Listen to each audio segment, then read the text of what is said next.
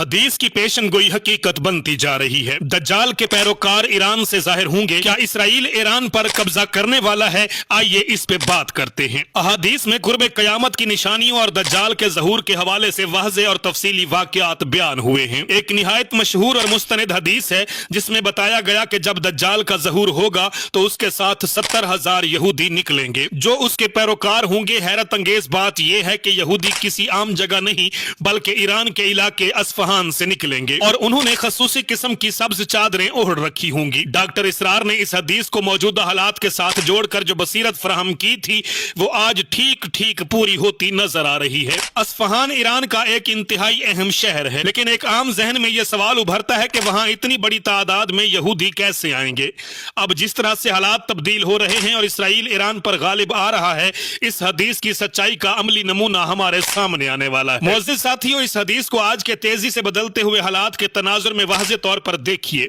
जब Israel Iran पर मुसलसल हमले कर रहा है और वहां के हालात अजीम तबाही की तरफ जा रहे हैं, तो इस बात के कवी इम्कानात पैदा हो चुके हैं कि यहूदी अस्फहान के इलाके पर अपना मुकम्मल असर और रसूख कायम कर लेंगे या वहां बाकायदा काबिज हो जाएंगे। इसराइल और दुनिया भर के यहूदी आने वाले वक्त में इसी इलाके में जमा होना शुरू होंगे ताकि वो दज्जाल की आमद के वक्त उसकी फौज का हरावल दस्ता बन सके। हदीस में जो अस्फहान के 70,000 यहूदियों का जिक्र है वो अब बिल्कुल सच साबित होने जा रहा है, क्योंकि जमीनी हकायक बिल्कुल इसी तरफ इशारा कर रहे हैं। जब इसराइल ईरान को फतह करने या वहां अपना मुस्तकिल गलबा कायम करने में कामयाब हो जाएगा तो अस्फहान का इलाका बराह रास्त यहूदियों के कंट्रोल में चला जाएगा। वहीं से सबसे बड़ा फितना जन्म लेगा। ये वो वक्त होगा जब दज्जाल के ज़हूर के लिए जमीन मुकम्मल तौर पर हमवार हो चुकी होगी और उसके मानने वाले वहीं से इसके झंडे तले जमा होकर दुनिया में फसाद बर्पा करेंगे। यहूदियों की इस गहरी मंसूबाबंदी को समझना अब जरा भी मुश्किल नहीं रहा। उन्होंने हमेशा से अपने मजहबी अकायद को सामने रखते हुए अपनी फौजी, मुआशी और सियासी चालें चली हैं। ईरान पर हमला करना, वहां के अहम लोगों को शहीद करना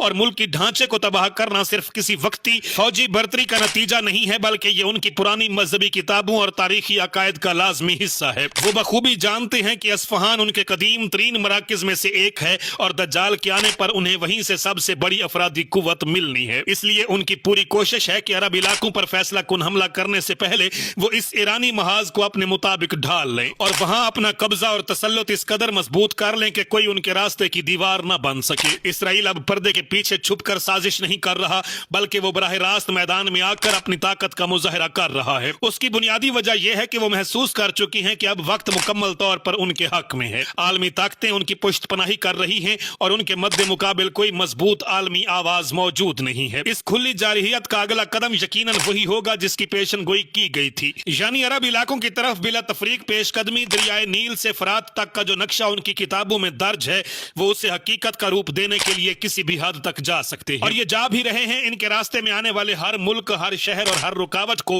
वो जदीद हथियारों की मदद से मलिया मेट करने का इरादा रखते हैं। हकीकी इल्म नाज़रीन इकराम अल्लाह तबारक व तआला की जात के पास है, लेकिन हालात इसी बात का इंदिया दे रहे हैं। मेरा पैगाम है मोहब्बत जहां तक पहुंचे। काशी बलोच को इजाजत दीजिए। अल्लाह हाफिज। पाकिस्तान हमेशा जिंदाबाद।